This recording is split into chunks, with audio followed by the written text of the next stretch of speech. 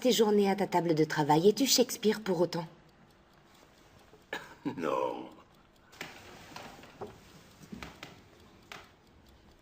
Quand je suis sur scène, j'ai enfin le sentiment d'être moi-même, le sentiment d'être entièrement moi-même. Pas seulement la compagne de voyage, la secrétaire particulière ou la dame de compagnie.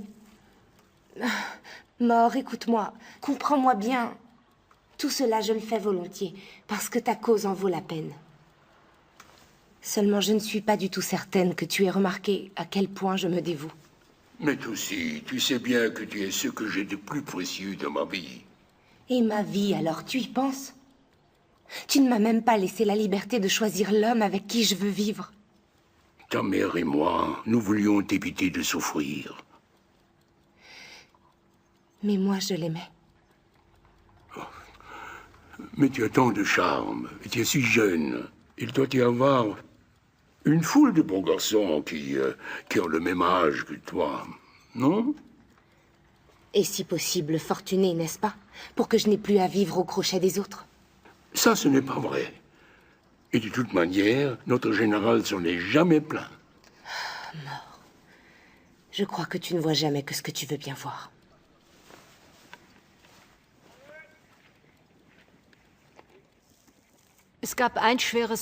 Il y a eu une brouille entre Marx et Engels en 1863, lorsque la compagne de Engels, Mary Burns, est morte subitement à 40 ans. Marx a réagi à ce décès d'une façon qui nous semble aujourd'hui terriblement froide et détachée. Il a écrit à son amie qu'elle avait très bon cœur, beaucoup d'esprit et qu'elle tenait beaucoup à lui. Des mots qui conviendraient pour la mort d'un chat ou d'une perruche. En plus, juste après avoir décrit Mary Burns de cette manière, dans la phrase suivante, il parle de sa situation financière qui est catastrophique. Sans transition, il dit qu'il a besoin d'argent et que la détresse de Jenny lui rend la vie infernale. De fait, après cet épisode, Engels a suspendu ses versements pendant un bon moment. À Londres, mes parents ont connu la vie des émigrés sans le sou. Le Royaume-Uni accueillait alors tous ceux qui cherchaient un refuge. Il est en bon état. Mais pour subsister, ils ont dû se débrouiller par eux-mêmes. L'un après l'autre, tous nos biens ont été mis au clou. On devrait en tirer 60 livres. Et dis bien au prêteur sur gage que nous comptons racheter tout cela dès que nos finances le permettront.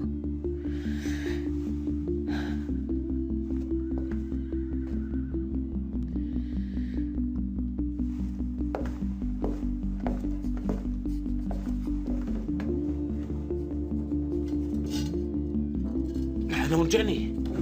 Pas mon épée. C'est une relique. Je préfère renoncer à je ne sais pas. À ce que tu préfères, toi. C'est trop facile. Les filles n'osent même plus sortir de la maison avec leurs chaussures à piécer. Nous avons à peine de quoi nourrir les enfants. Nous avons des notes partout. Chaque jour, je mens au propriétaire et je fais bonne figure. De peur qu'il ne nous jette à la rue. Ouvre les yeux pour une fois dans ton existence.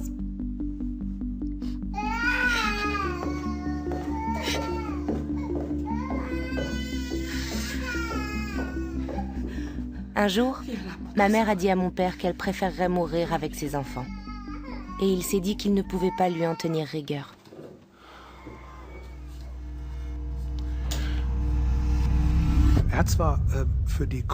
Il était alors correspondant pour le plus grand journal de l'époque, le New York Tribune, mais ça ne suffisait pas. Sa tragédie, c'est qu'il n'a jamais pu nourrir seul sa famille.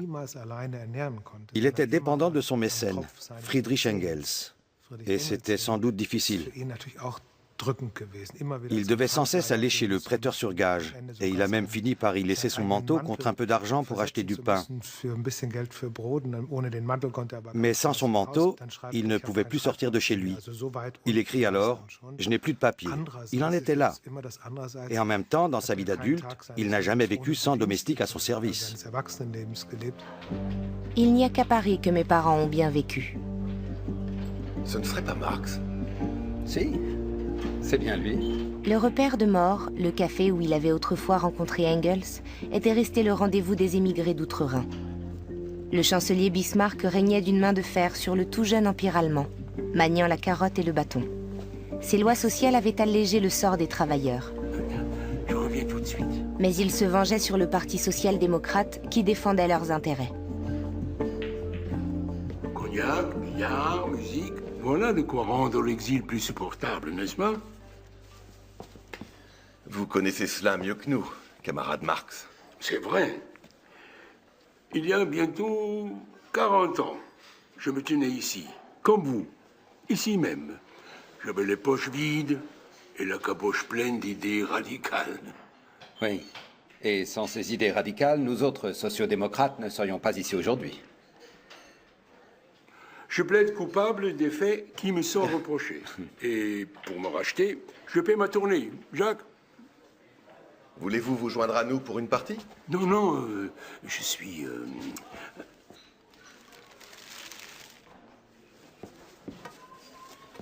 Vous savez, monsieur Marx, que votre manifeste nous a ouvert les yeux. Poussée par le besoin de débouchés toujours nouveaux pour ses produits, la bourgeoisie envahit le globe entier. Je suis flatté que vous connaissiez mon œuvre, même si je sais que vous la trouvez trop radicale.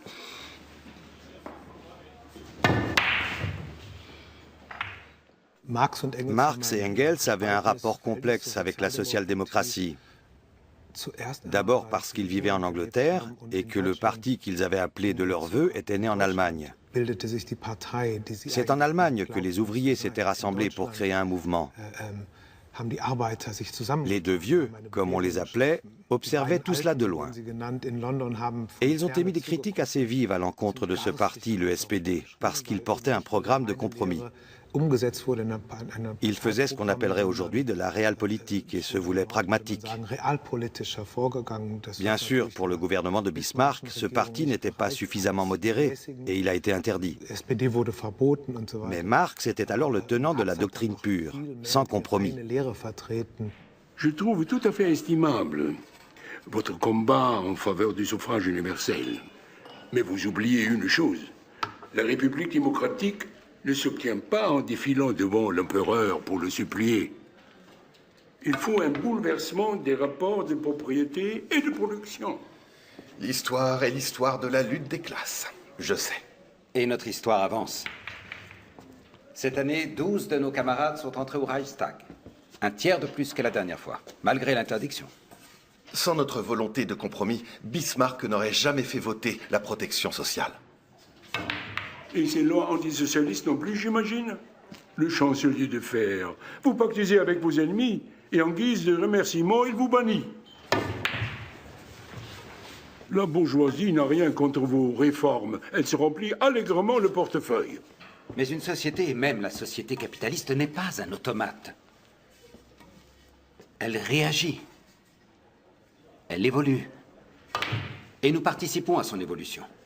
Le monde réel ne tourne pas comme dans les livres, même quand ce livre est le capital. Sans vous offenser. Je n'ai pas dit mon dernier mot. C'est un magnifique enfant. C'est la 3e Jenny. Quel trésor. Si maman avait pu la voir. Nous reviendrons au plus vite. Je te le promets. La naissance de la petite Jenny avait beaucoup affaibli ma sœur. Mais Mort devait retourner à son travail. Elle est très courageuse. Mais je suis inquiète. Ce n'est pas une simple cystite. C'est un crève-cœur de l'abandonner ici. Je voudrais rester jour et nuit près de ma petite fille. Mais il faut que je me remette au travail. Ou le général va finir par perdre patience. Ne vous inquiétez pas pour moi. Oui. Je serai bientôt guérie. Je sais, ma courageuse petite fille. Nous reviendrons vite. Remets-toi bien. Johnny? Johnny. Tu sais, c'est formidable. Tu vas aller avec grand-père et tante Eleanor à Londres. Johnny, en marche.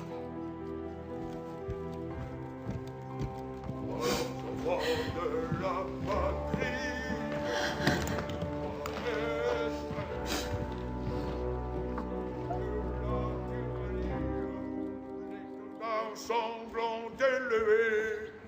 glaçons l'ont élevé. Entendez haut dans les campagnes. Nous sommes repartis cette fois pour rentrer chez nous, à Londres, la capitale du monde.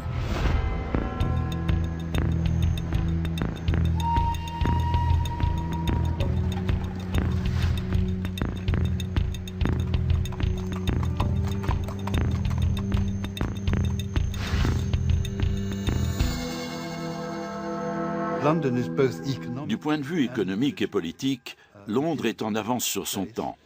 Sa population est considérable. Et on assiste très tôt au développement des chemins de fer et des lignes de banlieue, avec de longs trajets entre le domicile et le lieu de travail. Tout cela est relativement nouveau. C'est aussi une ville ouverte, où les exilés politiques, et ils sont nombreux, peuvent se réunir sans que la police s'en mêle. Et puis, il y a un très bon théâtre populaire, une scène musicale de qualité. On a donc également une vie culturelle bouillonnante et très riche. La capitale attire des gens venus de tout le Royaume-Uni et même du monde entier. C'est certainement la ville phare du milieu du XIXe siècle.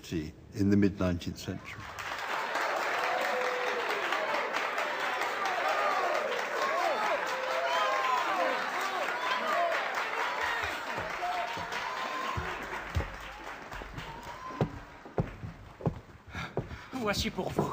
J'aimais Shakespeare et son humour grinçant. Son œuvre était notre Bible. Mes sœurs et moi, nous lisions ces pièces depuis toute petite avec notre père. More était capable de mémoriser des passages entiers et nous les récitions lors de longues promenades en nous répartissant les rôles. Tout naturellement, je m'identifiais à Cordelia, la Benjamine du roi Lear. J'étais touchée par son amour sincère pour son père et sa droiture absolue, source d'un malentendu tragique avec ce dernier.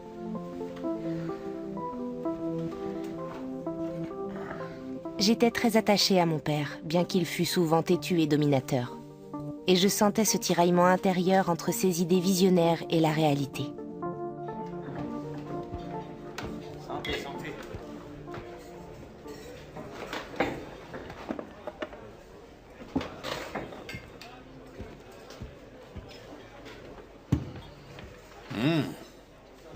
Tu sacrifies un pion pour sauver ton roi.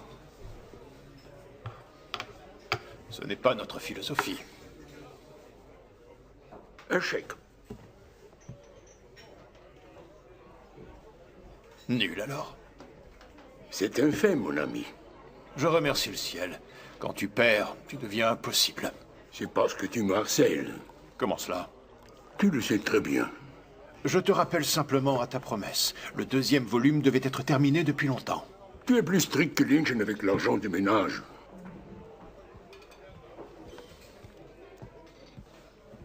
Ça prend du temps, Friedrich. Le monde est d'une complexité invraisemblable et il change sans cesse. Exact, et il n'attend pas après nous. Je le sais, il tourne toujours plus vite. Parfois, je doute d'être encore capable de le suivre. Il faut lui écrire. Buvons un verre. Oui, de verre, s'il vous plaît. Je reviens tout de suite. Bien sûr. Bonsoir, monsieur. Monsieur Marx? Salutations. Camarade.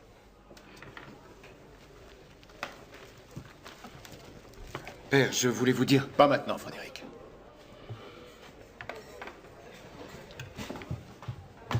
Messieurs? Tu sais, j'aurais pu me ménager une retraite paisible avec un portefeuille bien garni et des actions qui travaillent pour moi. Mais je me suis juré de ne jamais devenir comme mon père. Qu'il repose en paix. Ah, Friedrich, il n'était pas autre chose qu'un pion dans une vaste partie d'échecs. Une partie dans laquelle chacun essaie d'éliminer les autres ou de les priver de mouvement. Voilà. Et à la fin, nous sommes échecs et mat. De façon très prévisible. Personne ne l'a décrit avec autant de génie que toi. Hein? Que nous? Si tu veux, que nous. Mais, grand Dieu mort! Il est temps que tu achèves ce fichu volume. Tu as déjà compilé une telle somme d'analyses. Prolétaires de tous les pays, unissez-vous. Oui, c'est très parlant. C'est tout à fait le message que nous devons faire passer. Bien avant le Capital, Engels et mon père avaient couché par écrit leur profession de foi dans un petit pamphlet. La grande industrie a créé le marché mondial. Oppresseurs et opprimés, lit-on dans le manifeste du Parti communiste, mènent une guerre ininterrompue, qui finit toujours soit par une transformation révolutionnaire de la société tout entière, soit par la destruction des deux classes en lutte. En extrapolant un peu, on peut dire qu'il y a déjà tout Marx dans le manifeste du Parti communiste. Le Marx qui décrit le capitalisme comme une puissante créature qui a été engendrée par l'homme, mais qui s'est affranchie de sa domination. Il compare la société bourgeoise à des sorciers qui ne contrôlent plus les puissances infernales qu'ils ont libérées. Et tout cela fait partie d'un processus dialectique. Avec le capitalisme, l'homme a libéré des forces telles qu'on n'en avait jamais vues. Mais dans un deuxième temps, elles lui ont échappé, elles lui ont glissé des mains. Nous sommes dominés par quelque chose qu'en réalité nous devrions dominer. On voit s'amorcer cette réflexion, cette thèse, dès le manifeste. La mission qu'il fixe pour l'avenir et qui reste d'actualité, c'est de comprendre ce système afin d'en reprendre le contrôle.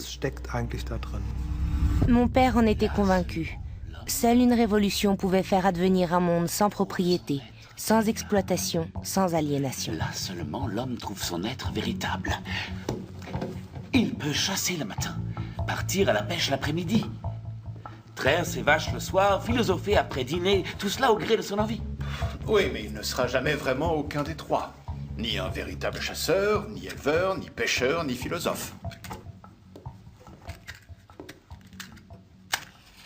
Un peu comme toi.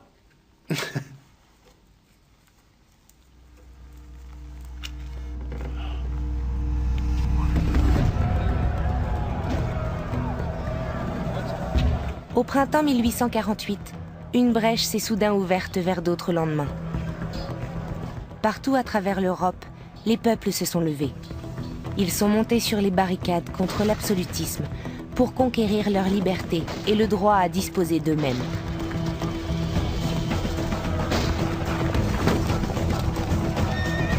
Une fois de plus, c'est la France qui a mis le feu aux poudres. La Révolution et la proclamation de la République en France ont eu des répercussions dans le monde germanophone. Il y a eu des soulèvements populaires à Vienne, à Berlin et dans les petits États allemands. En mars 1848, on a vu éclore un peu partout en Allemagne des gouvernements libéraux. Ce mouvement a conduit à la naissance du Parlement de Francfort, la première assemblée allemande qui siégeait dans l'église Saint-Paul, mais aussi à l'adoption de droits fondamentaux et à la rédaction de la première constitution démocratique allemande. C'est dans ce contexte que Marx revient à Cologne au printemps 1848, après un séjour à Paris, et qu'il relance un quotidien sous le titre « Nouvelle Gazette rhénane ».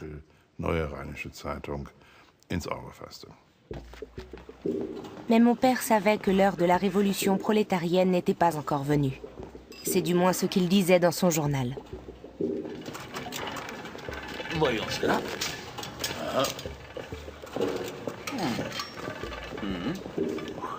Cela me semble tout à fait convenable. Tiens, qu'en dit notre censeur? C'est une magnifique leçon d'anticommunisme. Voilà qui devrait combler d'aise la bourgeoisie. Oui, on ne peut pas choisir ses alliés, Engels. Communisme. Le mot épouvante encore les bourgeois. Quiconque se présenterait ouvertement comme communiste serait tout bonnement lapidé. Le moment n'est pas venu, camarade.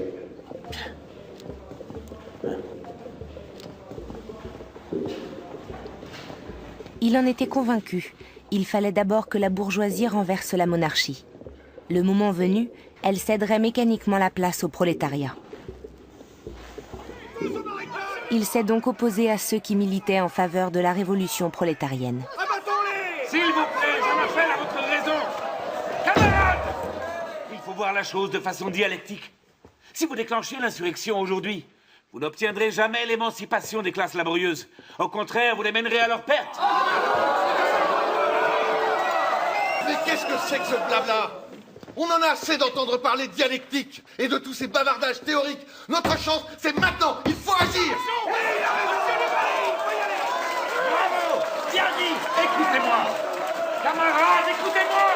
Écoutez, pour que l'insurrection réussisse, il faut que tout le peuple se soulève. Sinon, elle n'aura servi à rien.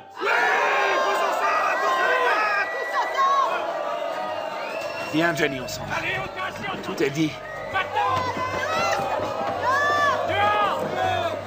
Baliverne, tout ça. On n'aura plus à monter sur les barricades après la Révolution. Mon père restait un homme de lettres, même en période d'insurrection. En 1849, alors que le printemps des peuples touchait à sa fin, il vilipendait l'incapacité de la bourgeoisie à soumettre les vieilles puissances. Engels, lui, ne voulait pas se rendre sans se battre. Il a pris une part active à la lutte armée pour la liberté. Ce n'est pas pour rien que nous l'avons surnommé le général. Il faut le battre en grec. Dans ce combat perdu d'avance, il a fait preuve d'un courage à toute épreuve. Malgré ses revers, mon père n'a jamais perdu sa foi en la Révolution. Elle restait pour lui le grand moteur de l'histoire.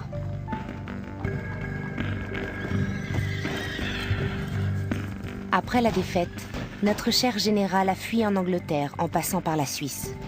Quelque temps plus tard, mon père y a lui aussi trouvé refuge.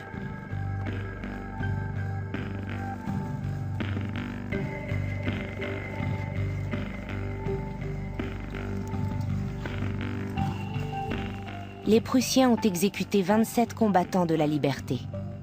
Engels leur a rendu hommage. Aucun d'eux n'a supplié qu'on le laisse en vie, a-t-il écrit plus tard. Aucun n'a tremblé. Le peuple allemand n'oubliera pas ses fusillés.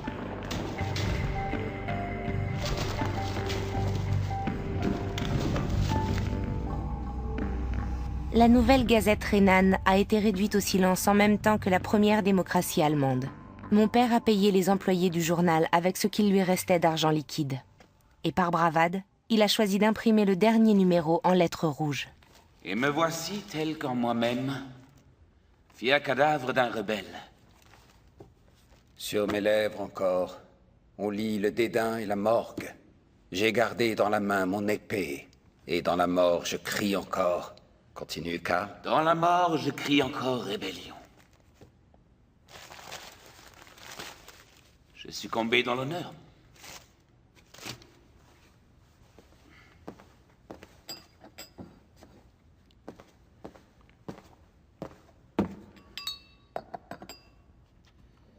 Chers camarades, il n'est pas donné à tout le monde de pouvoir fêter son propre enterrement. En tout cas, en rouge, c'est une belle fin. Alors, buvons à cela. Santé.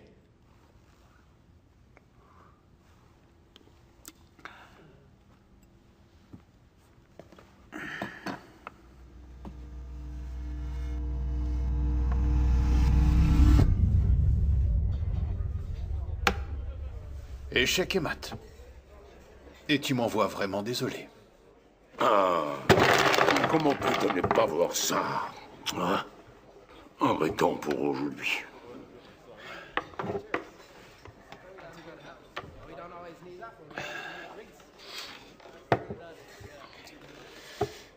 Crois-tu qu'un jour notre travail portera ses fruits?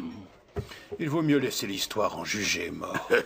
Et si nous disparaissons dans le tourbillon de l'histoire, si le monde continue sa course et nous laisse sur place comme des statues immobiles? Cesse de te tourmenter. Nous avons établi les bases scientifiques du combat ouvrier. Dont tout le monde se fiche éperdument. Qui montrent déjà partout leur pertinence. Tu as tissé un mouvement international qui dépasse toutes les frontières. Avec de grands trous dedans. C'est le propre de tout réseau, mais les mailles vont se resserrer toujours davantage, même sans nous. Sans nous, que restera-t-il de nous?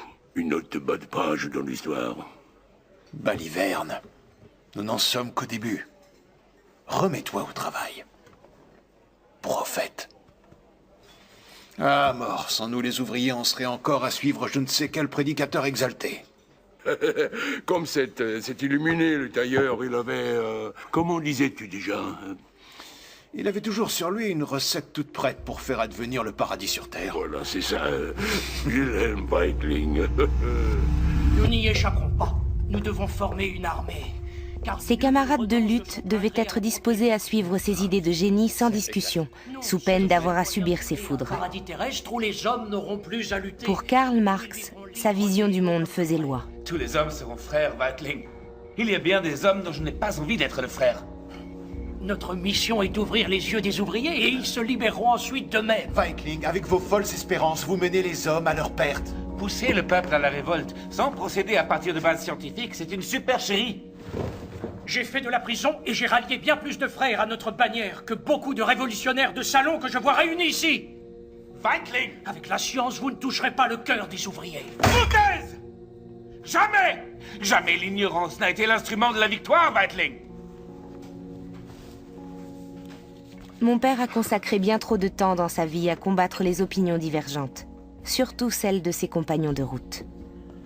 Il y mettait une ardeur et une pugnacité étonnantes.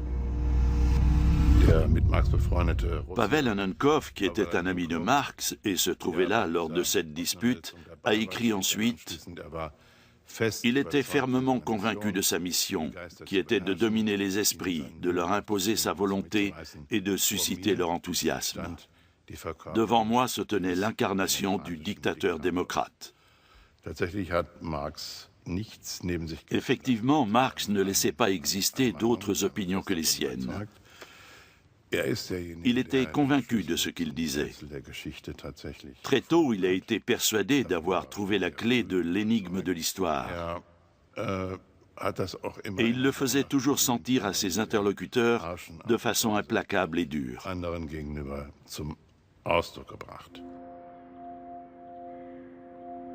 Mon père pouvait se comporter en despote. Il ne voyait pas d'un bon œil que je fasse du théâtre. Peut-être parce qu'il était plus attaché au monde de l'écrit qu'à celui de la parole. Peut-être aussi parce que lorsque j'étais sur scène, il ne pouvait plus disposer de moi à sa guise. Je l'ai haï parfois pour cela. Pourtant, nous avions tant d'affinités. J'avais grand besoin de reconnaissance. Je sentais cette même soif chez mon père et l'angoisse qui le saisissait à l'idée d'avoir fait tant de sacrifices en vain.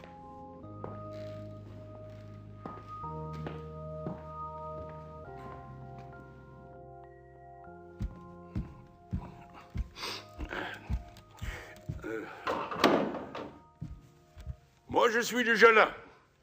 Il n'y a personne? Oh, je t'attendais pas à cette heure. Pourquoi tu n'allumes pas la lumière, Lynch? Nous avons reçu le deuxième rappel du gaz. Nos caisses sont vides, je laisse des notes partout. J'ai une faim de loup. Mort, attends. Ah tiens, on a de la visite.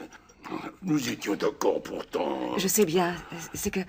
Enfin, je l'ai pas vu depuis si longtemps. Il m'a apporté un peu d'argent, le brave garçon. Bien. Je suis de trop, je crois.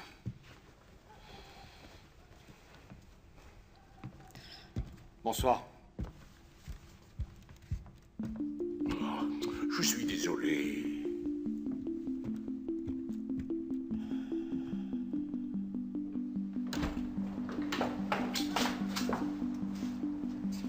Bonsoir.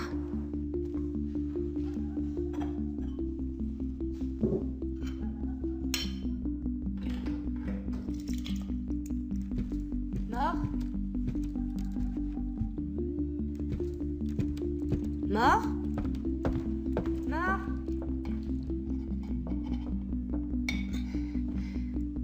La représentation était réussie.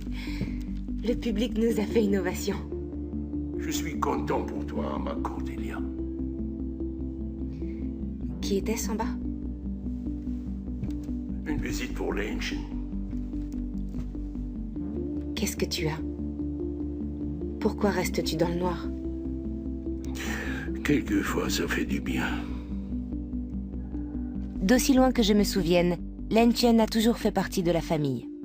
Je n'imaginais pas qu'elle puisse cacher un secret. Qui pouvait donc être ce mystérieux visiteur? Mon père ne savait pas tenir le budget du foyer, mais personne ne connaissait aussi bien que lui le pouvoir opaque du capital et les ravages qu'il faisait dans un monde en pleine mutation. Non. Oui, c'est entendu. Il nous le faudrait pour le 26 ou plus tard. Oui, ce serait mieux. Très bien. Ce sera à votre disposition. Merci. Au Bien, revoir. au revoir.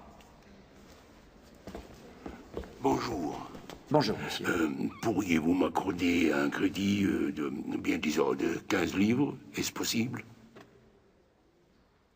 Je suis en attente d'honoraires qui me sont dus depuis longtemps. Ah, monsieur Marx, n'est-ce pas? Voilà longtemps qu'on ne vous avait vu. Vous n'avez plus d'action, je crois. Eh bien, on peut dire que ça n'a pas été un franc succès. Et d'ailleurs, pour participer à ce petit jeu, il faut avoir les moyens de payer les frais d'entrée. Hein. Bien. Un instant. Je n'en ai pas pour bien longtemps.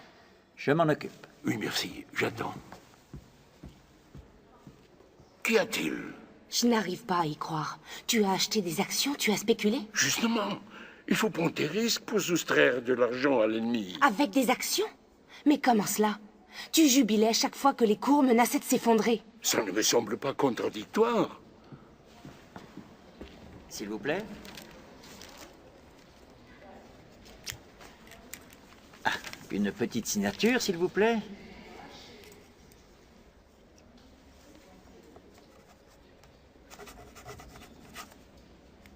Merci. Merci, au revoir. Au revoir, monsieur.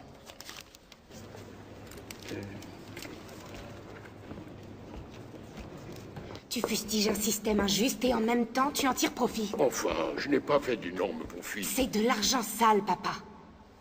Mais ma petite Toussie, l'argent n'est jamais bon ou mauvais. Hélas, il est réparti de façon très inégale. Et ce déséquilibre va continuer à s'accentuer. À tel point qu'un jour, la différence entre les pauvres et les riches, c'est-à-dire entre les ouvriers et les travailleurs, et ceux qui les exploitent, seront si gigantesques que tout le système s'écroulera. Le capitalisme s'effondrera sous le poids de ses propres contradictions. C'était tout mort. Il savait démêler toutes les contradictions du capitalisme, mais les siennes, il ne pouvait ou ne voulait pas les voir. Marx est parti du principe que le système économique finirait par s'effondrer. Il considérait la révolution prolétarienne comme inéluctable. Bien sûr, c'est faux. C'était dans l'esprit du 19e siècle de dire que l'histoire avait un but, ou de le présupposer, et de dire que les rapports établis au sein de la société étaient des verrous qui ne pouvaient que sauter. Mais au XIXe siècle, d'autres penseurs ont su dépasser cette vision déterministe. Ils ont expliqué que les systèmes économiques étaient souples, qu'ils évoluaient, qu'ils étaient dynamiques et capables de s'adapter. Et cela, Marx l'a complètement sous-estimé. Oui, il y a eu des crises, mais ce sont des épisodes nécessaires du capitalisme et non la fin du capitalisme. J'ai lu, je ne sais plus où, que le problème de la doctrine marxiste, c'est que tout prolétaire aimerait être un bourgeois. Et c'est peut-être cette bipolarité, cette schizophrénie dans laquelle nous vivons, qui fait que ces insurrections, au lieu de se produire mécaniquement, comme le prévoyait Marx, n'ont pas eu lieu. Dans son œuvre, mon père a décrit de quelle façon l'argent, transformant tout en marchandise, rabaissait l'homme. L'argent est la nouvelle divinité des hommes et le capitalisme leur nouvelle religion. Le capital cherche sans cesse de nouveaux marchés, jusqu'aux recoins les plus isolés de la terre. On l'investit pour générer toujours davantage de capitaux. C'est une machine à exploiter qui dévore tout, qui ne connaît ni frein ni frontières et s'abat sur le monde entier. Le génie de mon père a été de détailler ces mécanismes et d'anticiper son évolution. Il a écrit ainsi dans le premier volume du Capital : le marché doit sans cesse s'élargir, de sorte que ses rapports et les conditions qui les régissent deviennent toujours plus incontrôlables, jusqu'à ce que le système s'effondre.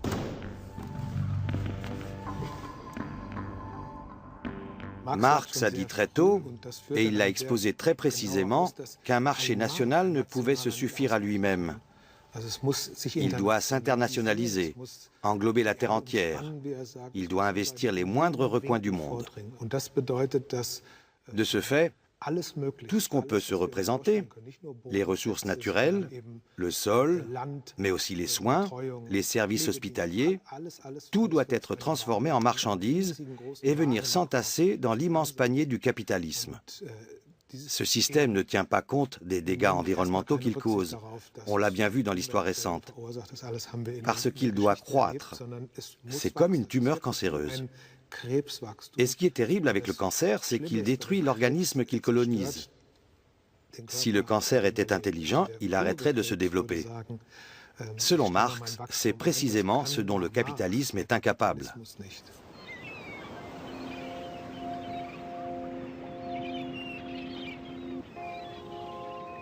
Ici, mon enfant, je vis en ermite. Hormis les visites du docteur Williamson, dont je savoure chaque minute, je n'ai de contact avec personne. Alors, Matoussi, dès que tes engagements te le permettront, viens me rejoindre. Au début de l'année 1883, j'ai pris un bateau pour l'île de White, où mon père tentait de soigner sa toux persistante. Ce n'était pas pour lui tenir compagnie. J'ai connu bien des moments tristes au cours de ma vie, mais ces heures ont été les plus déchirantes de toutes. J'avais reçu une terrible nouvelle. Tout au long du voyage, j'ai réfléchi à la façon dont j'allais la lui annoncer. Mais il se doutait de ce que j'étais venu lui dire.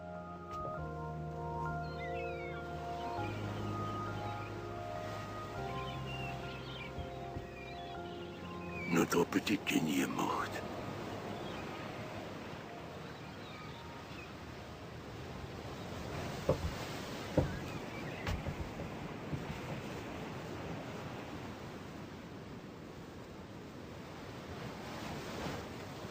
Tu vas retourner immédiatement à Paris auprès des enfants. Non.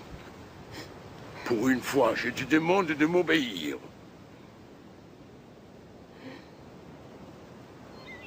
Je m'en sortirai bien tout seul.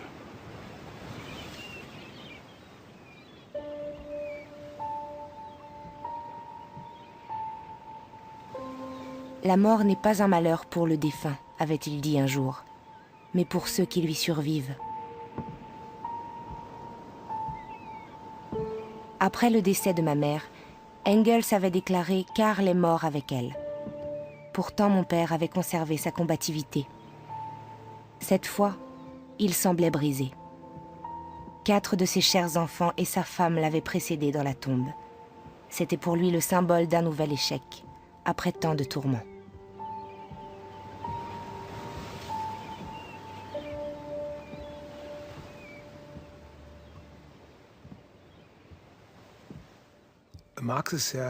Marx n'a pas terminé son œuvre. Il aurait vécu encore 2 siècles qu'il ne serait pas parvenu à l'achever. Il le savait et il en souffrait, bien sûr. Aujourd'hui, cette œuvre fait partie du patrimoine culturel de l'humanité. Mais cette immense renommée, il ne l'a pas connue de son vivant. Son travail n'était pas confidentiel, mais il ne bénéficiait pas de l'attention qu'il aurait méritée. Et je crois qu'il était blessé que le monde intellectuel fasse si peu de cas de ses écrits. On pourrait dire que c'est parce qu'il était en avance sur son époque. Et je crois qu'il en avait l'intuition.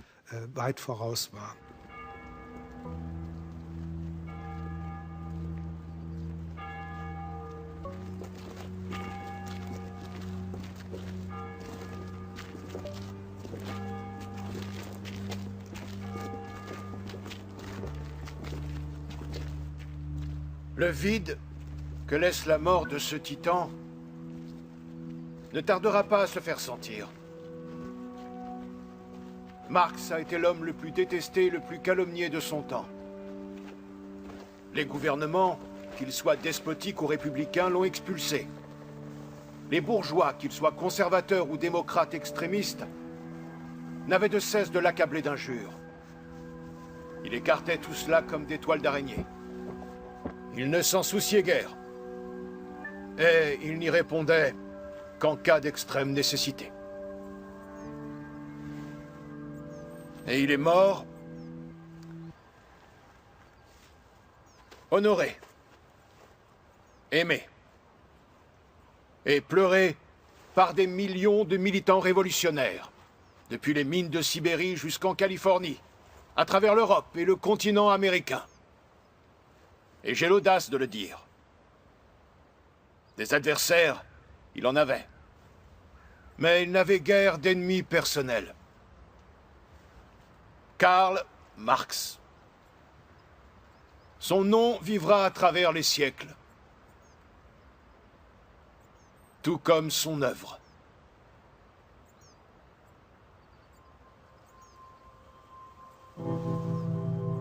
Le bon, le fidèle Engels s'est efforcé de dépeindre son ami en héros de l'humanité, en génie de son temps.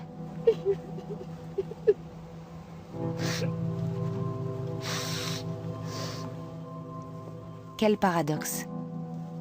Nous étions si peu nombreux à ses funérailles. À l'époque, sa mort est passée pratiquement inaperçue. Sa disparition a laissé un vide immense dans ma vie. Elle m'a aussi apporté une étrange surprise, car j'ai enfin compris qui était ce Frédéric. C'était le fils de Lenchen, et son père ce n'était pas Engels, comme ils le prétendaient tous deux. C'était mort.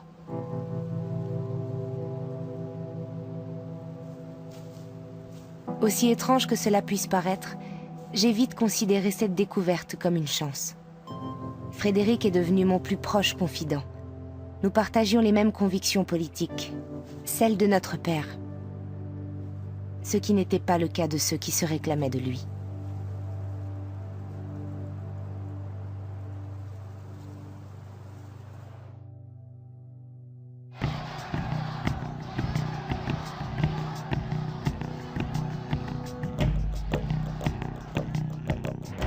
Il serait idiot de croire que la transition du capitalisme au communisme peut se faire sans dictature.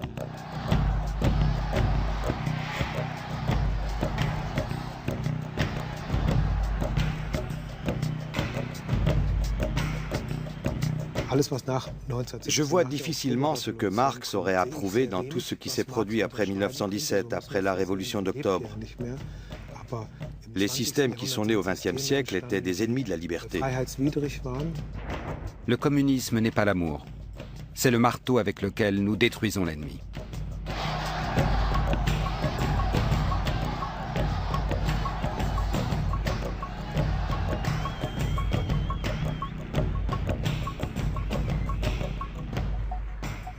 Marx était un philosophe de la liberté.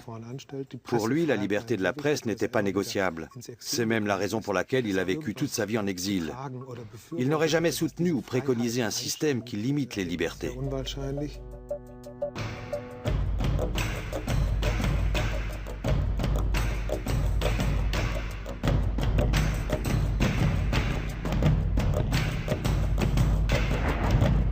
Tout ce que je sais, c'est que je ne suis pas marxiste. On doit absolument utiliser Marx pour comprendre. Moi, j'utilise Marx pour comprendre. Marx n'est pas utile pour construire un système politique, parce que Marx ne pensait pas à un système politique dans un pays. Il pensait à un système politique mondial, et on n'en est pas là. Je préfère le Marx analyste que le Marx politique.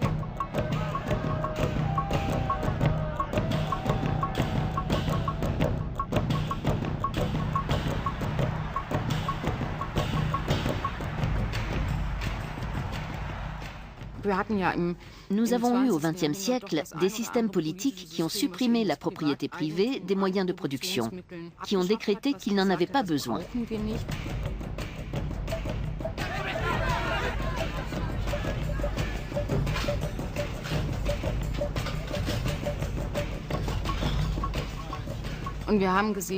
Et nous avons vu que ces modèles économiques n'étaient pas efficaces. Ils n'ont pas bien fonctionné. Le système économique qui a clairement réussi, celui qui a montré la plus grande capacité de résistance, c'est le capitalisme.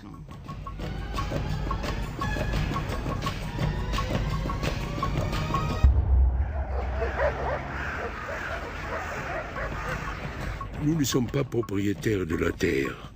Nous n'en avons que la jouissance et devons la léguer aux générations futures après l'avoir améliorée. Je serais tenté de dire que nous sommes au crépuscule du capitalisme. Va-t-il tenir encore 20, 30, 40 ans? Peut-être. Mais je crois que l'écart qui ne cesse de se creuser entre les riches et les pauvres n'est pas supportable.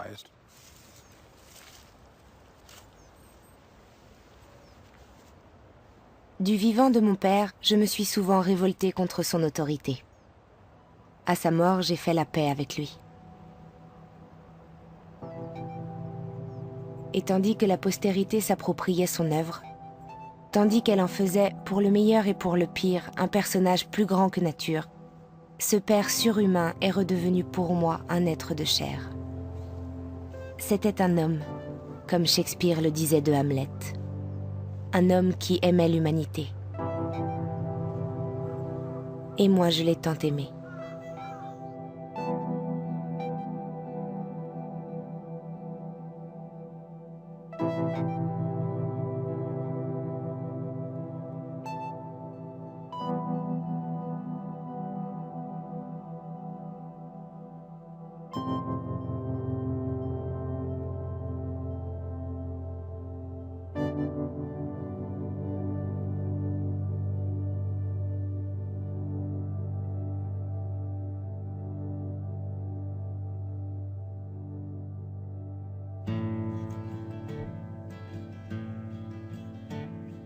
As soon as you're born, they make you feel small. A working class hero is something to be.